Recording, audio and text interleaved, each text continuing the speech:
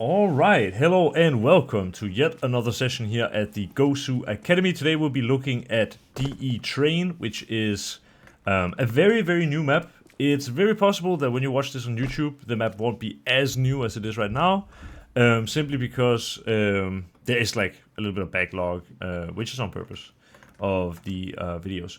So basically, the reason why we're looking at Train now and not earlier is because we have now seen a couple of top teams play it. We had Spirit versus Fnatic, we had Falcons versus Ends, we had Zero Tenacity against some team, I can't actually remember who. And there was even another match between like proper good teams, I think. But yeah, now that we have seen the map in play, what that gives us is a look into how the meta of Train may be.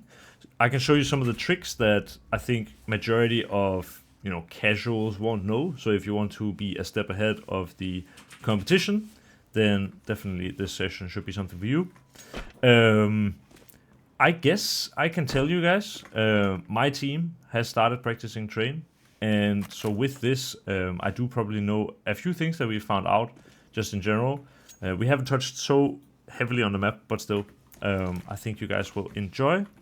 So what we will do in this session is maybe not that much, how can I say, like utility, and more so I will show you or like talk about like theory of Train, because for someone like me, I actually happened to check due to a Reddit thread recently.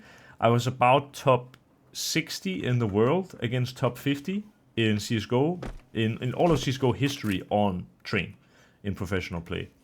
And I was top 100 overall or something like that. So I was very good on Train. It's one of my favorite maps of all time. And even though the map obviously has had a bit of a makeover and that some of the things are designed in a different way, the general theory of how the map gets played is probably going to be very similar, at least at the beginning. But there are a few things that have changed, and I'll try to point those out. One of the things that has been changed is that this is one of the most used pieces of utilities. You can just go in the corner here, you aim here, you do a slow walk step and jump throw. And if I didn't mess it up, this smoke is now a smoke that goes and lands right inside T-mid, which is something that you couldn't really do on the old Train, since something like throwing over a wall that is this tall was just simply not possible in CSGO. There are a couple of other pieces of utility which I do know and that are crucial. There's a few ways you can do this Molotov for T-main. That is like either you can do a running jump throw with double click where you aim right around here. So as you're going out, you just do like that. And if I didn't fail it, this one goes into T-mid. Another alternative is just aiming right around here and doing like jump throw on the back wall.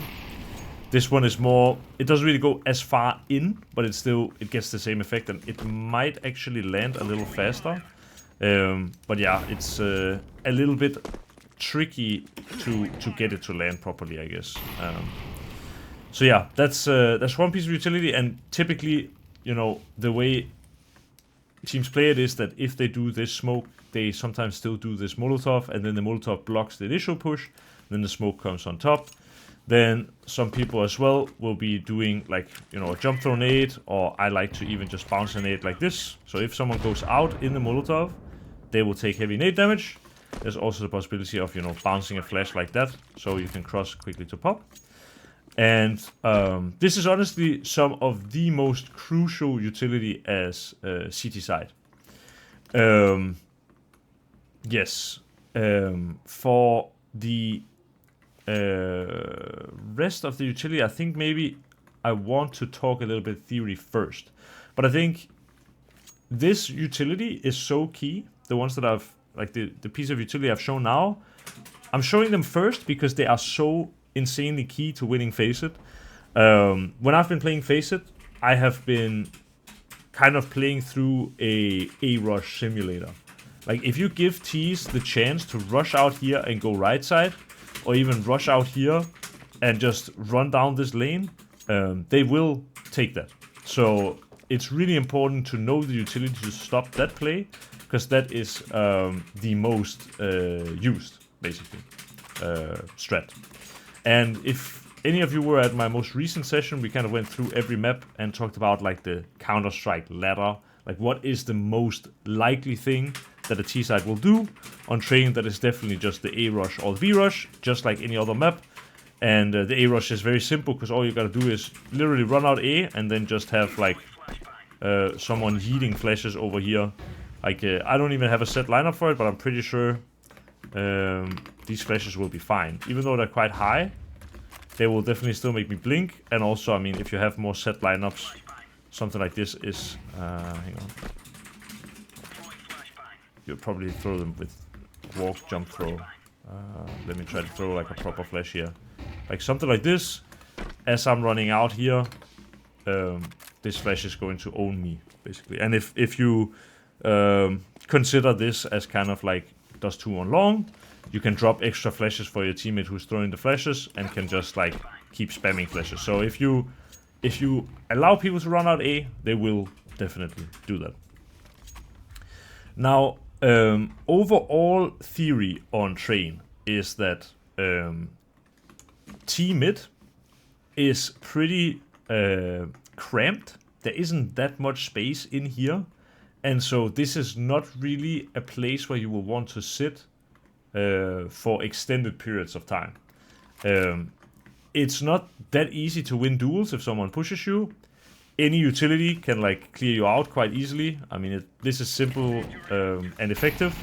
And the same if you're standing at the other spot. I mean, these Molotovs are pretty risk-free to throw for the CTs.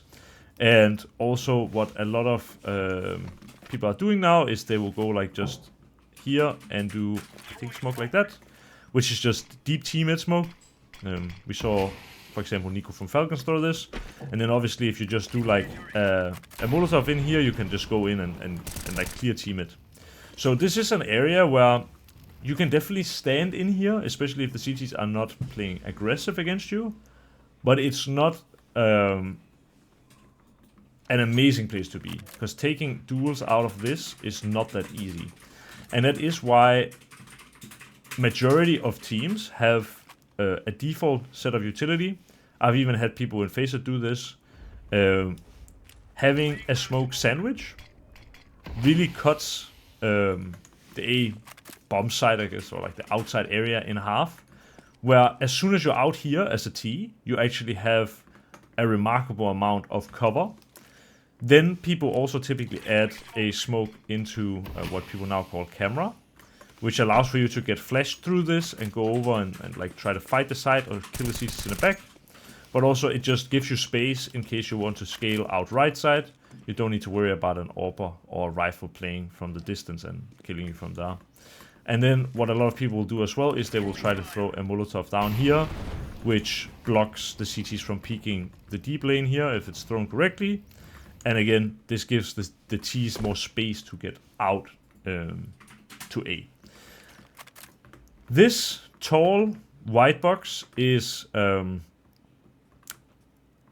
new addition to this version of Train. This area was sort of famously called Olof, because of Olofmeister.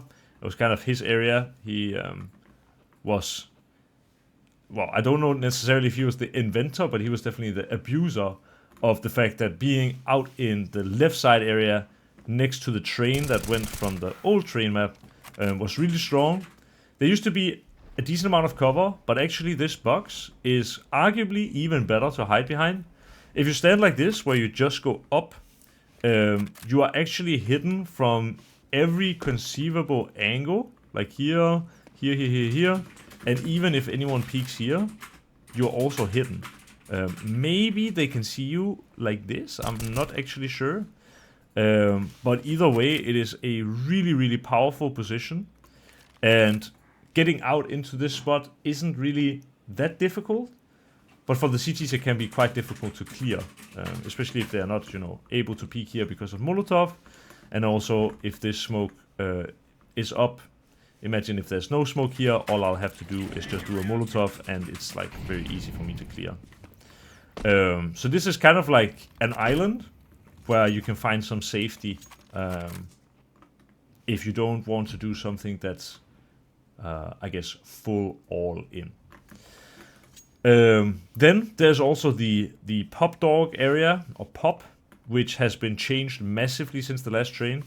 Like, there used to be a ladder going down here, and it made for some extremely interesting mind games where anyone who didn't play CSGO, basically the glass here was, you know, unbroken, just like now.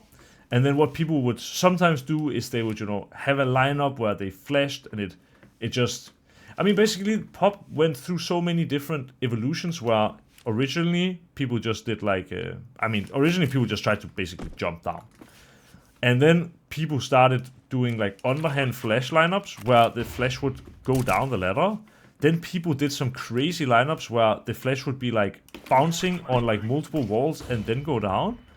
Then people started doing that they were two people above pop. One would be flashing, one would be shooting at the same time, so you couldn't hear the flash being thrown. And then they would drop down. Then people did where they would be shooting the glass at the same time as a flash got thrown. So it was less obvious, because sometimes you would have to break the glass to like do smoke executes onto the A bomb side, right? And then eventually it evolved into like this totem pole where two people would stand on top of each other, and then they would like fall down the ladder at the same time and peek like this. Now pop has been completely reinvented. There is no ladder anymore. It is a just a set of stairs. And it is quite interesting because obviously this changes the timing for the T's. This and going down a ladder is a much shorter distance than having to go this way. But also for the T's, this is a far bigger risk because you have to kind of own the brown holes area, or at least have put utility that will allow you to take the space. And I do actually think that this pop change is the most significant change on the entire map. That might seem obvious, but I'm not just talking from like an aesthetic or like a visual point of view. I'm talking from a how it plays point of view. One thing that any top team that has played this map has done so far is having this extremely dangerous crossfire where you have someone pushed up as CT in pop and you hold kind of angle like this, and then you have someone pushed up in lower and you hold angle kind of like this. That way, if you as T want to go and peek either of these, you will basically always have to open yourself up to both. And this is a really hard crossfire to break because you can't really smoke the pop area. Like, you would be able to go here and do like a Molotov, for example, and then go and peek lower. But even then, that's giving away a lot of information to the CTs about what you're likely wanting to do. If you smoke this off, this is a bunch of time you're wasting by, smoking off the area and it being hard to push through. And so what people are doing to kind of get the area control, they, like some teams are throwing this smoke into upper, which was actually used a lot towards the end of the train meta in CSGO. And then after doing the smoke here, they will have like a lineup where they will Molotov in front of lower. This is kind of to nullify all CT aggression in the brown holes, and is then what allows you to go fast into pop. So you use almost a full utility set as a T just to deny the CTs from taking this area at the beginning of the round. This still means that the CTs can, run fast into pop and go up and fight these angles if they want to. But yeah, this is one of the ways that teams deal with this. And Nato? Yeah? Actually, the CTs can just run through that molly and take like one tick. And they will take like very little damage. Just push out. Yeah, like if they push the lower molo, you mean? Yes, if the T-molly here, you can... I think if you have a good spawn, you can just run through and it doesn't do much. Yeah, I mean, that may be possible, but then what a lot of teams will do, you know, is that they will smoke and then do the Molotov, and then they will come here and they will like fight. So if you try to go through the Molotov, you are moving in the time when you fight the T. And yeah, it is obviously possible, but it comes with definitely some added risk. And there are a few other things you can do as well. I don't know this lineup, but there is basically a lineup where you can actually Molotov. Maybe it's even all the way. Like, imagine something like this.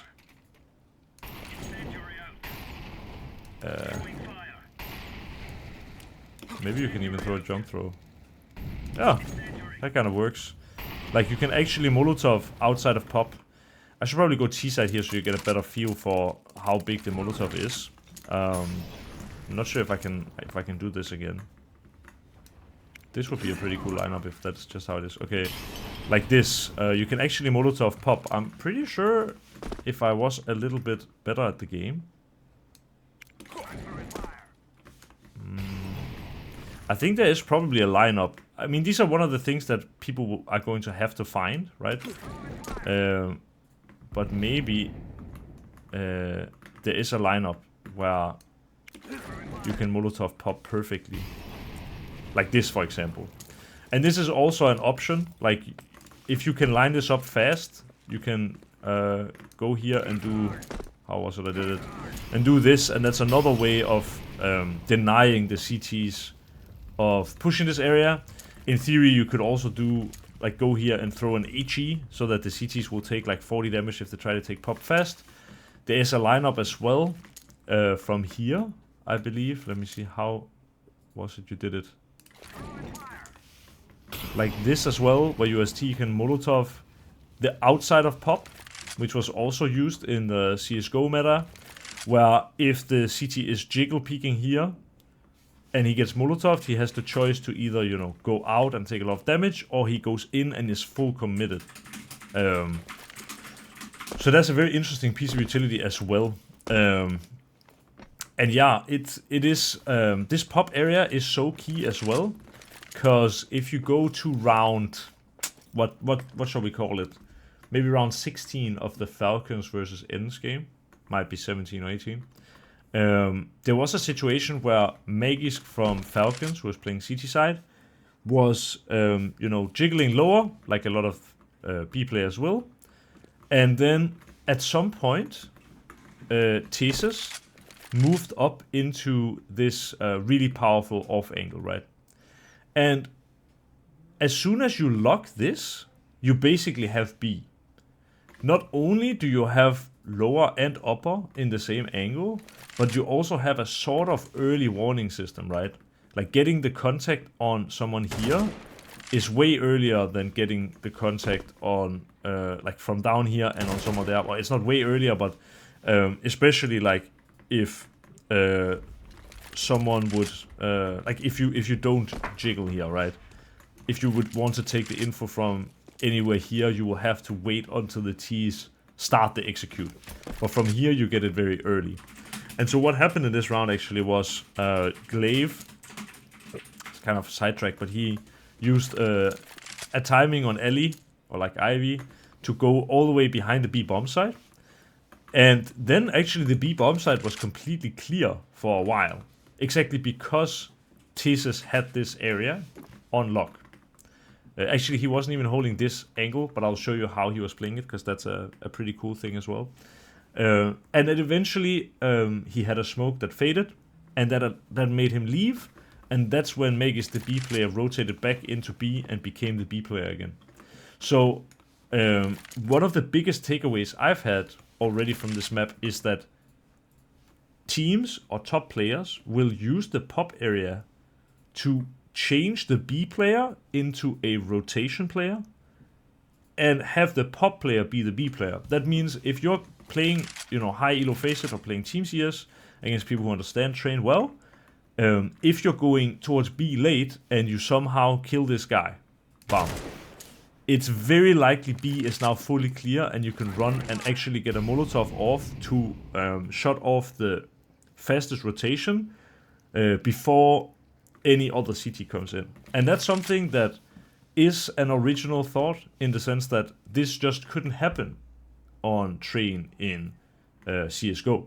The old train with the pop dog ladder meant, you know, CTs could push up the ladder and then that player could become B player, but it was so unlikely to happen, and typically if they would push up the ladder, they would be trying to walk behind on timing, or they would be walking behind A on timing. So this is a really, really interesting dynamic, and I think next time you watch any pro team play train, I suggest looking out for how they abuse this swing position, because this is gonna be such a big part of the meta, especially at the beginning.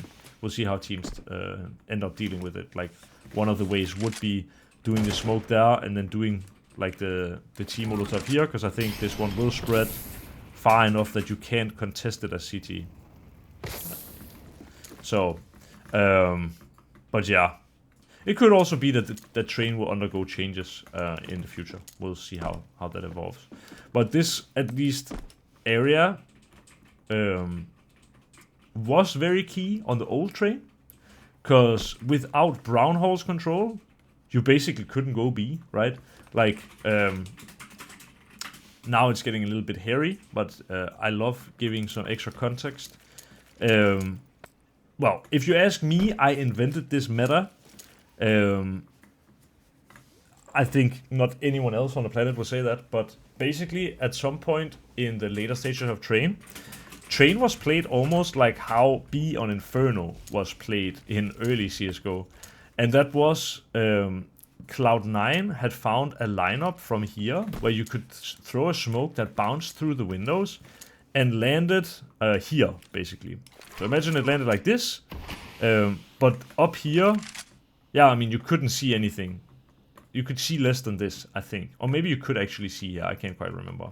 But anyway, what this did, because there was no pop and stuff, was that you could come here with AWP and you could actually hold the area. And then you could have your teammates use extra smokes to re-smoke this. And also I had a lineup as AWP where I would like bounce it late up here. Yeah, as you can see, I don't have it for CS2, but like bounce a smoke like this to re-smoke it, which was a little worse. Obviously now it's a lot worse, but this smoke wouldn't be that much of an issue in the other version because they would still just have to walk through here. And when I say it was played like B Inferno was in the beginning of CSGO, or like the early days of CSGO, is because you basically channeled 4 out of 5 players on one bomb site, which was bomb site A, and they would be, instead of using their defensive utility to block A, they would be inviting people to fight them on A, and then they would be re-smoking B and basically making B impossible to use at all. And this was like, yeah, I was, well, again, this is my claim. I was the one who sort of, I didn't find the smoke, Cloud9 found the smoke, and they used it. But when Cloud9 was using it, they only used it one time in a round. Like, they would use it at the start of the round and use it to take control as CT on B. But I started just chaining smokes together with Sprout. And it was, yeah, off my idea. And I think that idea still is super strong. And that's also what you see teams doing. This was what I was kind of saving for later. Now, I don't know exactly how people throw this. I found like a lineup, I think. But basically Falcons was throwing a smoke kind of like this in many rounds. And then they used the A player playing around pop to move forward pop, go up and get this like super strong position. And this was where Artesis was playing from, so he would be like jiggling on an angle where if they came through the smoke, you know, he would kill them. And if they would come here, they could be standing like on the edge and holding him, but they couldn't kill him. The only way they could kill him would be if he, like, they would jump down. And in that case, the way he was jiggling, he would like kill them when they landed and they had jumping inaccuracy.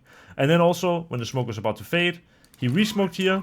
And also he had another teammate who had come with him, Pop, who came over here and had, I think it was Nico, dropped him like an extra smoke So he was basically doing the same sort of Cloud9, what I called it, like the chaining of smokes was optic back then. He was basically doing optic smokes, chaining them, which was way easier now because you can drop smokes, which you couldn't back then, and dominating this area by himself. That's how he became the B player, because it's really difficult for the T's to contest this by going through the smoke or by going here. Again, one thing you could do against someone playing like this is Molotov and then run B fast. This would be an insane anti, right? And actually an idea I only had just now, so I'll probably keep that in mind. But either way, this is kind of how the A player becomes the B player, and how Magisk was allowed to rotate off when Tissus ran out of smokes for like optic, like the chaining of smokes here. Then Magisk rotated back in, became the B player, and the map returned to its sort of normal state. Okay, we've talked a shit ton of theory, and I'm talking about the normal state of the map, but I haven't actually discussed at all yet what is a normal situation. So at least the way teams were setting up in the old version of Train was one B player, one pop, one main, like T main, one rotator, and one Ivy. And the rotator was basically the orb. How is the sort of default setup going to be on the new version of Train?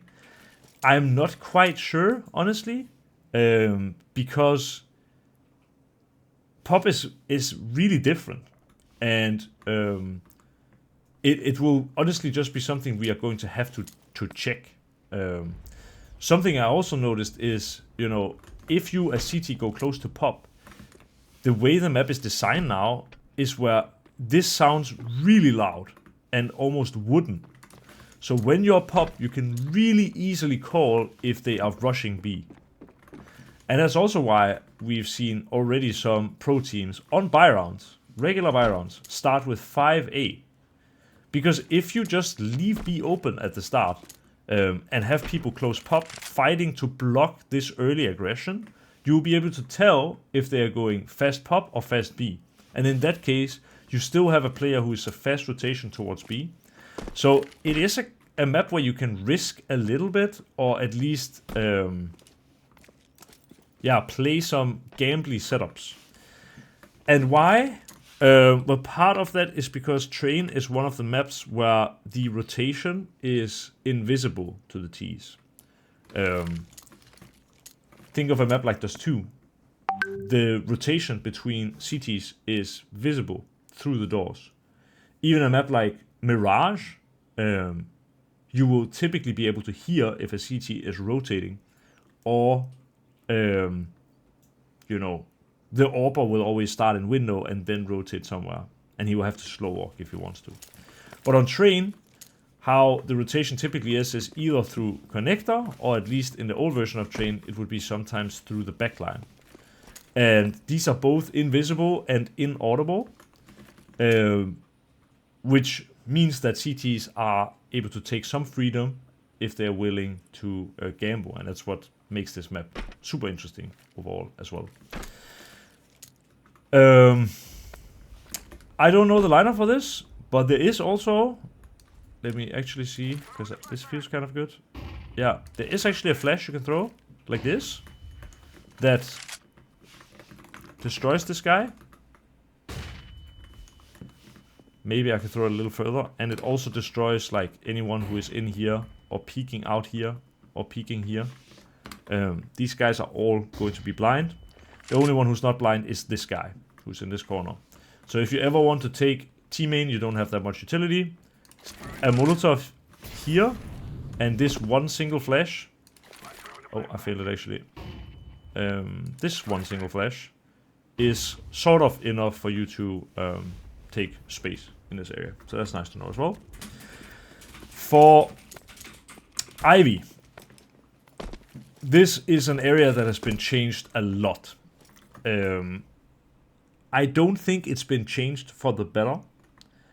The way Ivy was originally was it was kind of an area where the T's could decide to throw 3 different pieces of utility. They could throw left side with the goal of going right side. They could throw right side with the goal of going left side, or they could do a smoke that landed somewhere in between. Like imagine something like this in CS2, where it didn't extend necessarily all the way, but it's enough that for the CT, he can't tell if you're going left side, unless he's playing left side. And the CT who's playing here can't tell if you're going right side unless he's playing right side. So a lurk smoke, yeah. The thing is, in the old train, this wasn't an opening. And also there wasn't a connection here. Like, it was more like you could run this way and then to here. So for T's, they had the choice of, smoking left side and trying to split the A bomb side through Ivy with their team. Or they could throw right side with the goal of going backline. And then the only sort of thing they could die to is if someone is playing this area, or if someone would see them here from the A bomb side. Now this is, I guess, less likely in a way that they get spotted here. But yeah, worth knowing that there is now, like a corner you can hide behind, kind of. And also one of the big issues with this area, Ivy, for me, is you used to be able to do like smokes like this. Let's try to throw a little lower, where this smoke would land deep on the left side perfectly. And you could throw it without being visible to the CT. But now, I think it might still be possible. I haven't experimented too much with it. There's probably a lineup where you can use the movement, where you can maybe do at least a lurk smoke, like this. But it's difficult to smoke either side. And one thing that bothers me a little bit about this map is that these windows are not open. So you can't throw the smoke from down here either. And yeah, that is what makes Ivy right now pretty difficult. On top of this, if you want to take Ivy, this is an angle where AWPers can hold. This is an angle that AWPers can hold. And if the CTs are not that under pressure, this is an angle that AWPers can hold, or rifles or whatever. And it just means if you're going Ivy, you're prone to any good flash from the CTs, but also you have to check all these weird ass off angles. Like, everything is an angle here, and it's the CT can now even hide here and check on timing.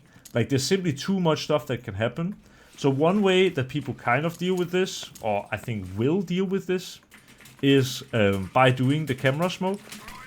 If you do the smoke that lands here, it does actually eliminate a lot of the angles for the CTs to play. Like a lot of the off angles.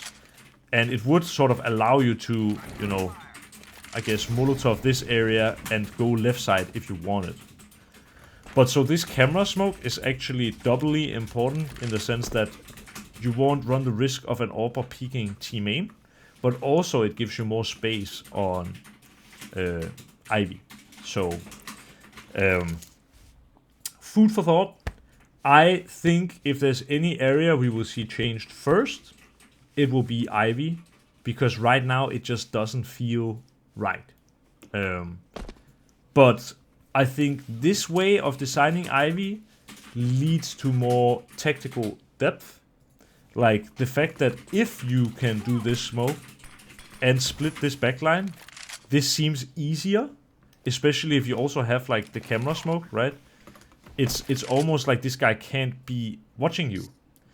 But getting to this spot is much harder, and it will be way more obvious if you do it now, it feels like.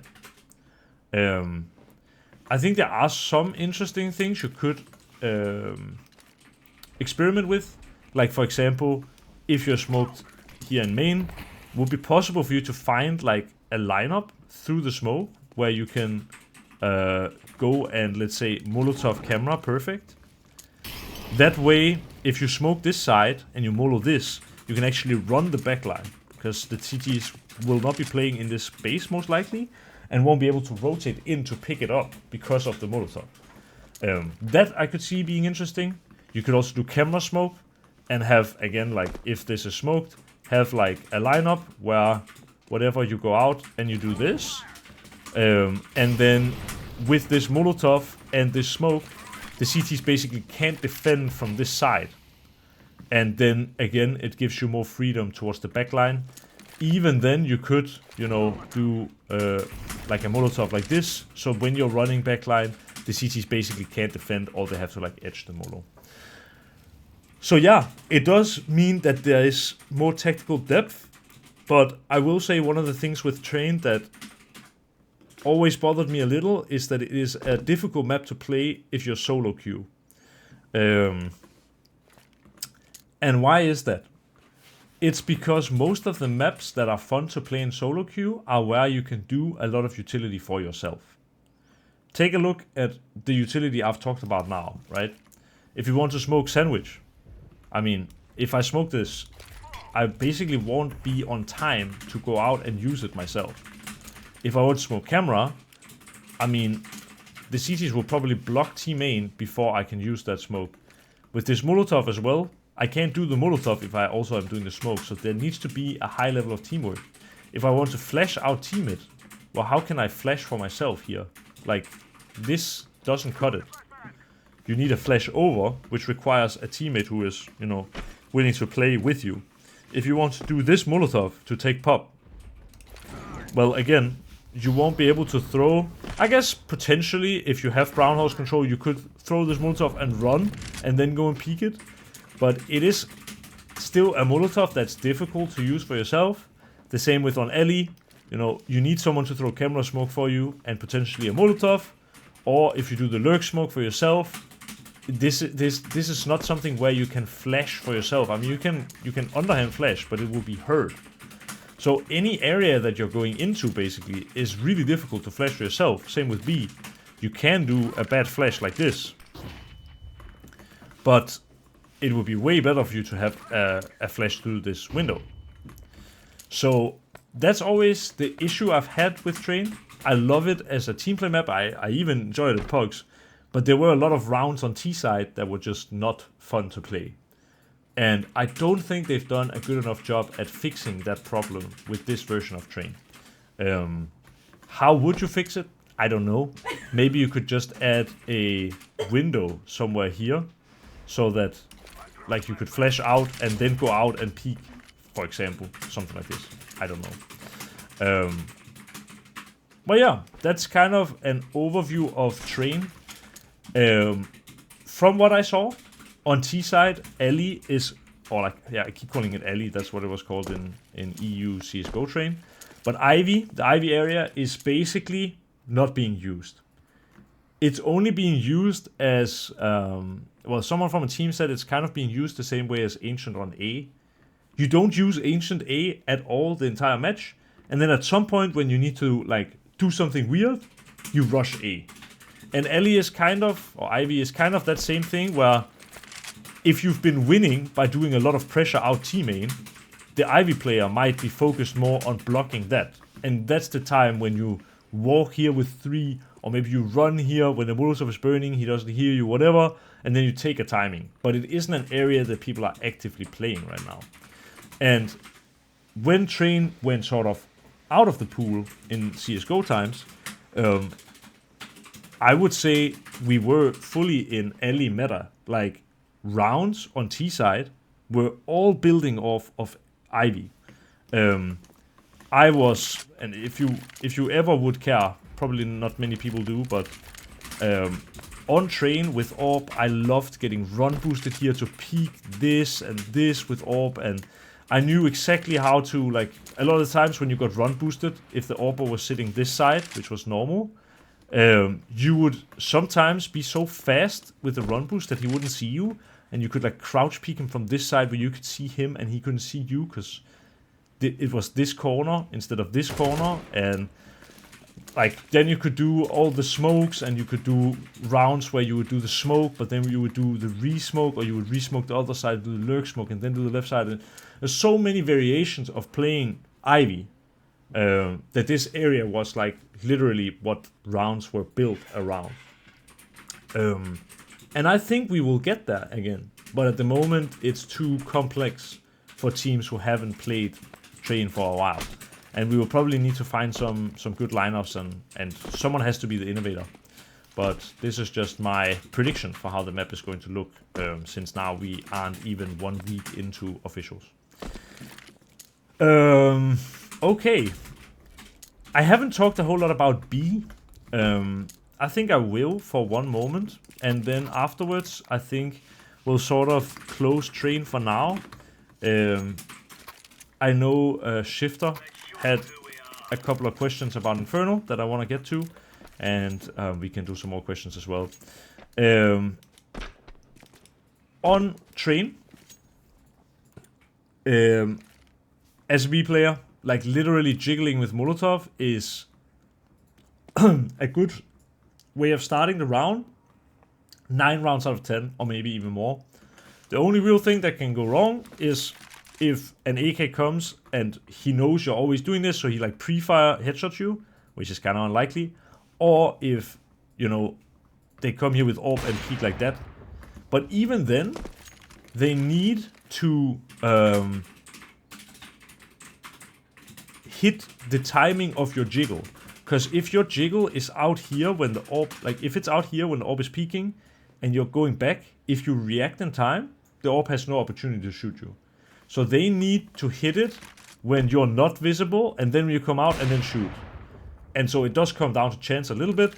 What did happen sometimes on the old Train when people would be jiggling like this is that sometimes you're really lucky on timing the jiggle. You could actually get a cross, and then you knew the guy didn't see you, so he thought that it was still clear, and then you could like walk to upper, and then you could like just kill him in the back and just Molotov the rotation and bing bang bong. On top of this as well, this thing is like designed now, so this angle to kill in seems harder. Like, there's a lot of cover here. It is basically impossible. Like, you could jiggle like this and you won't be even able to be headshotted by an AK. So yeah, I think this is really powerful. It was powerful, but it's probably even more powerful now. For peeking, like this is what I would do if I was playing Train now, because I love peeking B upper with AWP. Like running here in upper and just peeking is really strong. If you have this spawn as AWP, I think that is probably the fastest trajectory. I haven't done any testing yet on what is the quickest, because usually you were going up the ramp and just running heaven. That was the quickest. But now, since there is this thing, what is fastest? Is it this and then going here and doing this like kind of skill jump? Or is it going up the Train this way and then going over here? Or is it simply running down this lane and then going up like this? Either way, peeking fast here is going to be really, really strong, because people will be running here and it will be free kills. Even in the cases, and this is something that this AWP peek is stronger in CS2 than it was in CSGO, and I was literally living for this AWP peek. But if someone were to smoke me, okay, I kind of fucked the smoke. Imagine if someone were to smoke me in B upper. What I used to do, there was some stuff hanging here, and you could actually bounce like flashes off. I guess it's even easier now, but you could do like double click nade into the smoke, like this, and then peek with the nade and kill. If they don't, you know, smoke this, if they instead Molotov, because some people did that in CSGO as well, like they would come here, then they will drop down, and as they drop it down, they molo, and then they hide, wait for the molo to go up, and then they peek. Well, I had a counter for this as well. You know, if there was molo here, it would just be like bouncing smoke like that in the corner and peeking and killing. You could also just peek in the molo on timing, for example. But there were so many different variations. You could also, like, you know, flash for yourself and peek. I fucked it up somehow. But, like, peeking here with AWP, to me, seems extremely strong. And especially if you get the like Dexter smoke, or whatever you want to call it, the optic smoke that lands here. like peeking this with AWP and then holding this means it's basically impossible for the T's to take any space towards B. And even if they come late, like standing here or holding this and flicking up to this, like you can hold utility on B and hold all of B space and hold pop.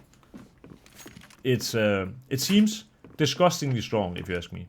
Even more so than in CSGO, because back then, if teams or like if players would be smoking, you know, you couldn't blow it up. But there used to be a box that was like a little bit forward, so sometimes you could sneak in front and then to the box and then go peek and then, yeah, it was a science, but it was really fun.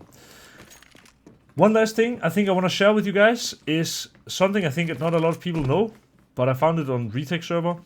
This is probably the most common plant. And if you are T and you plant here, if the CT knows that you are in heaven, or just in general, if he's looking for you, he will probably tap the bomb, and then he'll probably stand up and try to take fights against you in heaven. And if you use the curvature of this, you can actually like jump check like this. So if the CT is standing up, you see his head, and it's basically 100% impossible for him to headshot you. And if he's crouched, then you won't see him, but then you know he's crouched, and that might mean he's sticking the defuse. So you can like check. If he's not there, you swing out and you kill him. So yeah, definitely use like this thing to jump check. It's super strong. Yes, okay guys, I think I got through the train that I want. I'm not on purpose going that much into like micro decisions or like how to play B perfectly or how to play pop perfectly or how to blah blah, because I feel like we don't have enough data, and I also think there's a pretty big risk that the train, like the map of train, gets changed in some aspects. Typically that's what happens when a map is reintroduced or introduced into the map pool. They always compile data from the pro teams playing the events, and then they like make some changes within like the first month or two. And I think that is happening to train as well. We'll just have to wait and see what it is. And that's why I thought doing the theory here, which is the overall theory, that's something that won't change, and it will probably be beneficial to you guys either way. Also, just a note, maybe I can't do this right now because I have obviously a lot of anxiety, but this is actually a possible jump. Let me give it a couple of goes here. It feels so strange to do this in full HD. There we go. Okay. Yeah, just a fun fact. Okay, Shifter, my friend. I know your voice is fucked up, but would you please share your question again so that the people on the video can also hear it and the people who joined a little later? So the question was, if the T's throw a top mid large smoke, yeah, how would you react as a CT, and how would you deal with bracket pop? Yeah.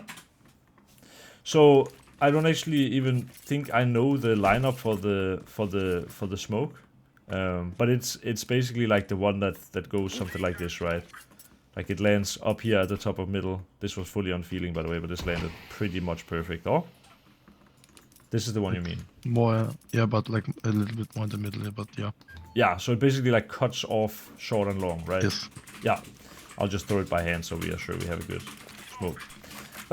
Well, I think there are two really good ways of countering this. And one of them is if you come here, you can boost and you can have your AWP peek down slope or down mid. So like you just stand here and then you swing out and peek. That's really strong. And it's like a big counter to the smoke, because typically when people want to do like a bracket pop, what you said, I mean, they could be going from second mid, but they could also be going from mid if they want to do it fast. If they're going from second mid, I mean, it's still kind of the same. If you're standing up here, you see no one is mid. Eventually, you just check this. And yeah, there is obviously boiler will become a risk eventually, but checking this is really good. Another positive thing you can do is you can have your short player ready with an HE, and then you can have your long player ready with a flash. I'm not quite sure. I think it's just like this that I saw Elise throwing. So This flash absolutely owns anyone who is mid, especially like if you're closer, right? This owns anyone. Also, if the second mid, because where the flash comes from, it's going to take the people who are coming from here as well. But if there's smoke here, you can have your short player nade open a smoke at the same time as your long player flashes. And then you can use this to check mid, while anyone who is here will be blind. And this should be probably a free kill. I think how it is with basically all lurk smokes in Counter-Strike, 2 especially, is you ideally want to... let me see how I want to say this. I think most pros agree, if not all, then most. I would say majority of pros agree that the smoke grenade is the strongest grenade in the game. So I am willing to, as a CT, what is the word? Like sacrifice some of my less valuable utility to block the T utility, like the T smoke. So in this case, like what I said, the short player breaking open the smoke, or even the mid player, like the long player breaking open the smoke on timing. If he doesn't see them, whatever, you can always Molotov, you know, behind the smoke. And as long as you do that, they can't get into the smoke. Obviously, the Molotov isn't up for as long as the smoke is, but you can always play the mind game with like, okay, they do bracket smoke. Let's say you did the boost the previous round, or you know that they always like to go second mid, to then go to mid and then do like a bracket pop. You could, when you feel like it's time that they're getting close in the smoke, you can do a Molotov. If you hear anyone burning, you know there's probably someone coming close mid. And then after the Molotov is when they probably want to pop, and you can like either nade in the middle of mid, so you do massive damage, or you can also like potentially nade open the smoke on the timing you think. Like you could, as AWP, nade open the smoke like this and hold. Another option is also forfeiting mid control when the bracket smoke comes. So what you could have is you could have like a CT who is jiggling boiler with a rifle, or you could have your AWP player playing boiler angle with AWP, and then having the other long player sort of playing with gun out or with Molo out. And if they do like a bracket pop, if they don't go through like long, you can always Molotov off short like this, and that way, you know, they flashed up through bracket and they might have this area, but they are not really able to use it for anything. And as long as you play like jiggling boiler, if they flash mid, you can always fall back into side. And if it's with AWP, if you get blind here, you can always shoot and fall back, even if you get blind. Like, find the angle. This is actually a kind of neat tip for any aspiring AWPers there. If you're holding this angle, try to find the perfect angle. Like, if I'm sitting like this, for example, and I shoot and I miss, for me to find my way while I'm blind, I need to have like pretty perfect movement. Because you don't want to hit this wall too much. Like, imagine I'm blind now, and I'm walking into the wall like this. I'm losing time, and that's valuable time because the rifle player could catch me. So find the perfect area to stand where when you get blind, you can hold just D, and then you go into the side. So that will probably be something like this angle. And then when I'm holding D now, I'm basically more or less perfectly going into the side. There probably even is an angle where, I guess with the shape of the barrels, maybe not, but find an angle where if you just hold D, that you at least get behind this wall.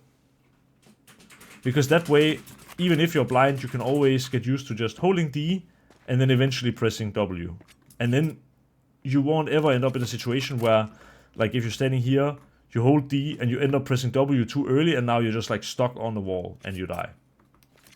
So that's kind of cool tip, I mean. For bracket pop, I guess another option you could try is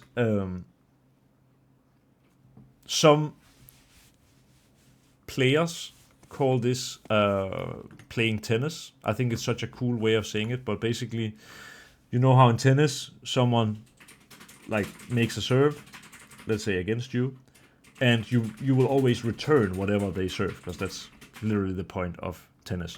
So if you see someone doing like top mid smoke like this, you can let it sit a little bit because they are not probably gonna full on rush.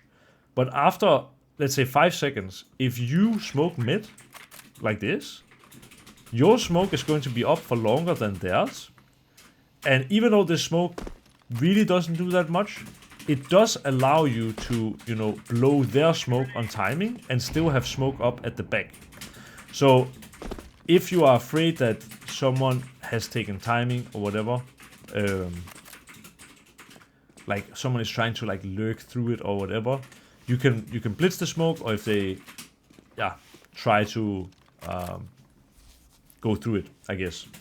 This smoke in mid, I don't think it's a great option for this specific case, but you could do it, which also makes the tees maybe feel like this area is being blocked. Another good option, I guess, is playing close anti-flash. Like if you play close on long anti-flash, and you play short, like kind of anti-flash, or even just, again, jiggling boiler, if they flash and they go up, the short guy can just swing and kill anyone who comes through the smoke. And this guy who's playing here anti-flash, when they flash, can just kill the people who run through the long side of the smoke.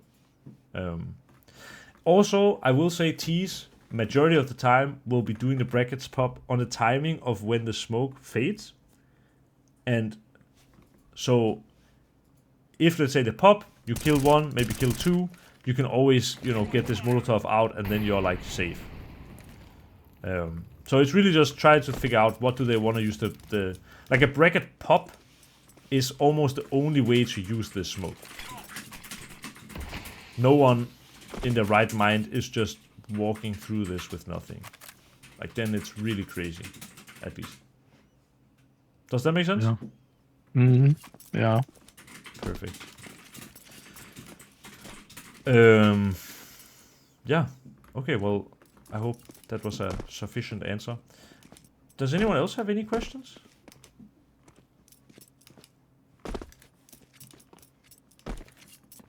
Not all at the same time? Hey, NATO, quick question. Yeah, of course. Your weekly course classes, the videos are being posted up on Game Plan, right? Because I was trying to find last week's class. Yeah. Video. So I can talk about this actually.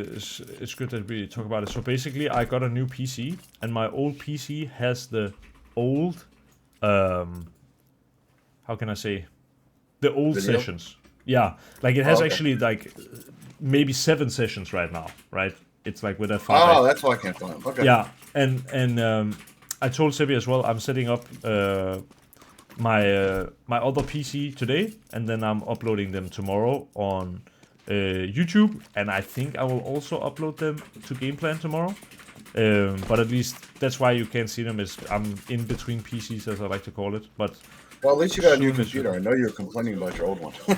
yeah, exactly, and it's so amazing. I mean, here I am sitting and streaming in the highest quality on Discord and recording in OBS, and I mean, if you look top right, I'm averaging like 400 FPS while running my own server in full HD with literally all video settings. It probably on, feels on so much high. smoother too, right? It feels incredible. I love it. And I'm really happy. It's worth it. Like, it's a good time to upgrade, I think. Like the best yeah. stuff is quite cheap. A good PC is nice for Yeah. us used to. Yeah, for sure. It's almost a must at this I point. mean, I got my computer about 5 years ago, but I also chose the best parts available at the time. So even now, it's not like probably as good as yours right now, but it's still good. Right? Yeah. I get you. Yeah, I mean, for me, it's like full-time job, and I need like the best equipment. Otherwise, it sucks. So, yeah. Yes, but it should be fixed pretty soon. I'll try to remember to send you a message when it is, but it should be tomorrow or in 2 days max. That's fine. Yes, thank you. By the way, I'm not sure if I showed you this flash, but I found this flash and it's kind of crazy. Let me see if I even remember it. I think it was like this. Yeah. So, maybe I've showed it before, but I was theory crafting what would be the best Inferno retake flash. And I was actually thinking even like you could flash from down here and have it land like here, for example. That way, when you're retaking from ruins, like second box is blind, this is blind. If he's holding this side of triple, he'll be blind.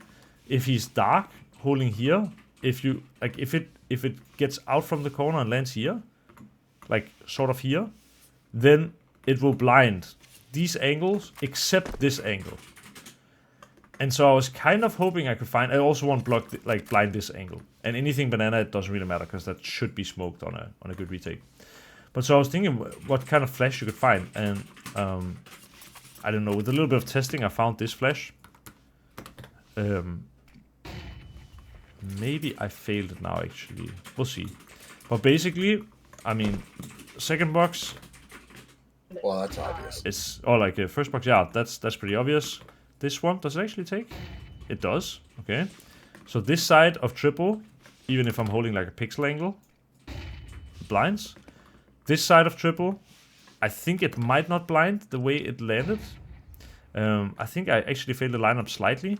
But also, this guy holding the off angle will be blind. And this guy will be blind. And I even think if this guy holds CT, he might be blind as well. No, not on this one. I think I failed it slightly. I don't think dark matters that much anyway, because in the time it takes you to clear everything else, he won't be blind anyway. Yeah, that's kind of fair.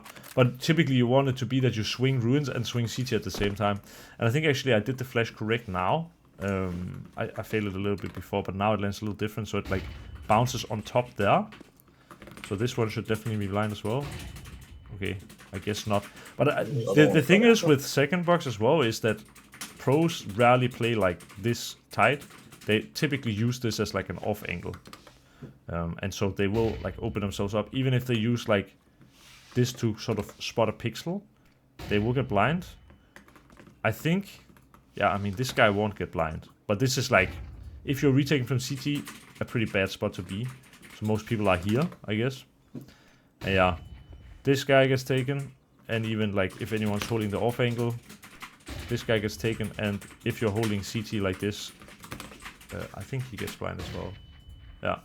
The only guy that doesn't get blind is this guy, because it kind of lands behind him. But yeah, I think it's a kind of neat idea. Even if you're playing like, I think like maybe this gets blind as well. Let me see. No, not quite. Maybe if you hold a little bit of a wider angle, but probably not so many people will.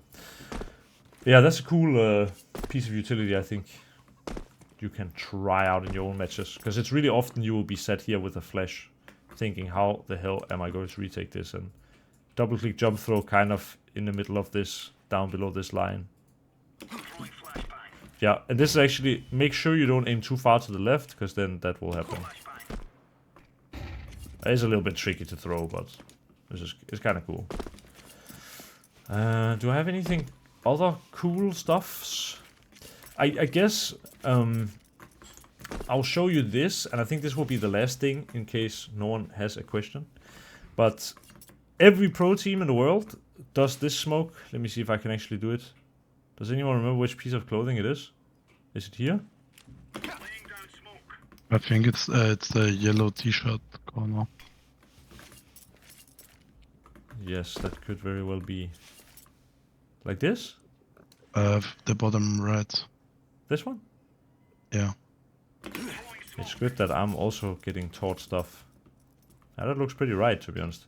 So this smoke is like the Saiwu smoke. And what is so good about this one is that it turns off the closed CT Molotov, and also it leaves a gap so you as TE can play here. And basically, any Molotov you throw in this area, if this smoke comes, will be turned off. But I'll show you one thing, which is kind of cool, and I actually think is really useful if you play Inferno. Let me see if I can do it first time. I think if you aim like this. Not quite. But it definitely is possible. Maybe it's even further down. Or maybe further up. Like even this would do the trick. This is definitely not lineup Might actually be a little higher up. But at least there is a lineup where you bounce it like off the back wall here, I'm pretty sure. Maybe it's even standing like this. I'm confused now. I think it may be something like this. I'm a coach, so it's okay that I don't know the lineups anymore. Let's try this one time. Because that Molotov will burn that corner. And burning that corner will allow you to take banana more easily. And I think a lot of facet grinders don't know about the existence of this smoke. Let's try it. Or like this Molotov, sorry. Yeah, so this didn't work again. But I can at least promise you guys 100% there is a lineup here that works. I just don't know it right now. I feel like it is, like maybe it is that it just needs to like not hit that roof but land. Anyway, it's something like this. And the idea of it is just that it lands and burns out this small cubby that allows you to go and blitz the smoke. Because if the smoke is landed like this, and there's this small corner in the cubby, if you go and blitz the smoke, like break the smoke, if he's here, he can get flashed in and just go. But if you Molotov out this corner, he doesn't have that opportunity, and then you can actually blitz the smoke and like clear a lot of banana. So that's pretty cool. I just wish I knew the lineup, but I can tell you Mousebots uses the Molo, so if you're curious, go watch a Mousebots demo. Yeah, alright. Any questions in the Dying Embers, guys? You said before that when that there has the smoke, that one guy is long near the cubby. Yeah. And that he should mollow in front of the smoke towards short if they would go towards short. Yeah. But isn't that guy kind of I think he can be overrun if they go long? Yeah. I mean, that's kind of the thing. If they do bracket pop and you fear for your own life, you should definitely like just mollow here and get back, right? But if they do bracket pop and you feel like they are going short, even though it might be a little late for the first guy, Molotoving this is really good for cutting up the players. I think most people who do bracket pop will like pop both sides, right? Yeah. But yeah, it's also, I guess another thing I forgot to say or like didn't think to say is, yeah, I don't even know the best pop flash for like the middle of mid. I think it might be something like this. But let me try to throw it as an HE here.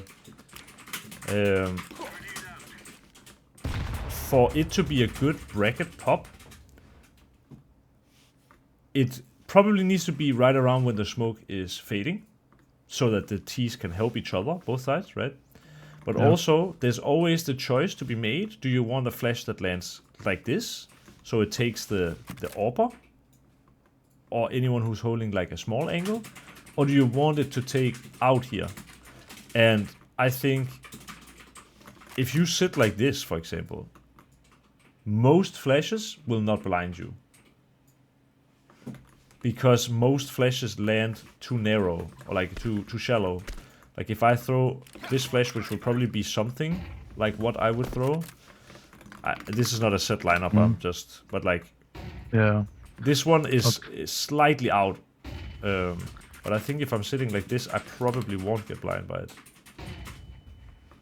So probably ideally you would want to have two guys flashing, kind of. Yeah. If you do it. Maybe, but it also just, then you have one less guy trading. It is like going through the smoke, there will always be a risk tied to it.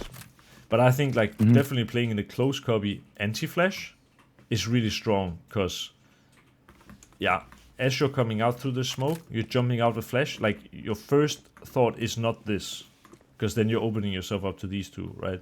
Like most of the time the first guy will try to Like, they will be inside the smoke like this. They go close, flash pops, and then they like run. And then maybe second guy will kind of check. But like, if you dodge the flash here, boom, and then you kill this guy and this guy, there won't be more people coming your way. And then if the smoke is about to fade or whatever, you can kill them short, or you can Molotov top mid to buy yourself time. Like now it failed because there was still smoke, but and if the third guy is maybe under porch in the corner, so kind of. I think it's hard to flash the guy if he's in the corner under porch. Yeah, it is. So maybe you could do a setup like this. Yeah, work probably pretty good. Yeah, and combine it with the other things. And the other thing you can also do, like this is a little bit more advanced, right? I don't even have lineup for this, but I had in CSGO a million lineups for this, but there are retake lineups where you, you know, do some kind of, okay, maybe not boiler smoke, but you get the idea, right?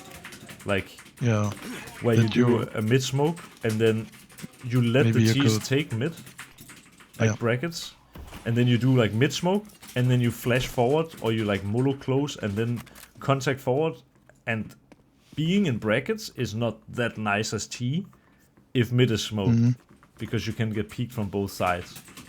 Like, even so you kind of would do in CSGO, you also had like players who had lineups from apps or whatever from pit, where you know it would molo, so that boiler guy is Molotov inside boiler, so he can't sit and peek this, and then brackets is not a necessity to have to win the round, but it can be kind of easy to clear as well. So if you feel like you die to bracket pop all the time, like I think it was one of the first things I said as well, forfeiting mid control and just playing like to retake mid is pretty good. Because if they don't get kills on the flashes, then they just gain a little bit of space, but it's not the easiest space to hang on to. So you could maybe just, give it, you see the smoke, okay, you decide we go back, and then when the smoke is close to fading, we throw our own smoke and retake utility for bracket. Yeah, something like that. That would be what I would probably do. Because then you also, this, I think the last thing I will say, but how can I say, like, the issue with smoking themselves bracket is either they have to jump through it, or they have to wait out the smoke, basically, and that's 20 seconds where they're delaying themselves. So if you then return with your own smoke, like however the frickety frog you want to do that, right? Like, that's, you've only, oh, wait, hang on, my headset died. Wait. There you go. Your mic died.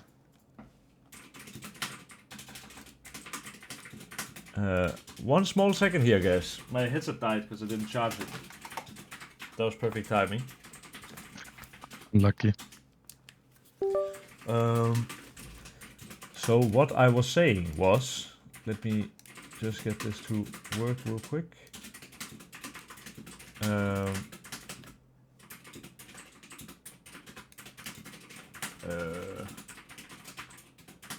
Yeah. I don't know.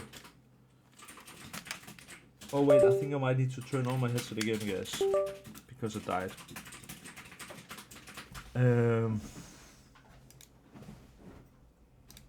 One moment. I think we're almost there. Can you guys hear me now again? Guys? Hello? Can you hear me? Yes. Yep, wait, we can hear you. You can hear me probably, but I can hear you somehow. One moment. There we go. Now I can hear you. Hey guys. Hey. Yes. Yeah, I hear you now. Yeah. So yeah. Basically, just the point of what I was saying was that if they use 20 seconds on smoking themselves every round, if you know what I mean, you only use one smoke if you retake mid, but you've won 40 seconds with that one smoke, because you use their smoke first and then you use your own afterwards. And it will give you a stronger, like, late round. So yeah. Well, I'm happy you think that, because I think so too. I also think in general, like, people have too much of a focus on fighting always for this control. But I think, like, yeah, I mentioned it last session as well, but, you know, people don't know how to execute well on Face It. So a lot of the times, if you don't give them kills in the spaces where it's easy for them to get kills, for them to perfectly execute short, well, that's not going to happen. Or perfectly execute long, that's not going to happen. So, like, giving up brackets is... It's not something you should do every round, but, like, yeah, it's not something like, oh, we gave up brackets control, now we've lost the round. Like, it's definitely not like that. It's pretty chill to do, if that makes sense. Yeah, definitely. Because most people know how to B-pop, but popping short is a little bit more difficult, I think. So, yeah.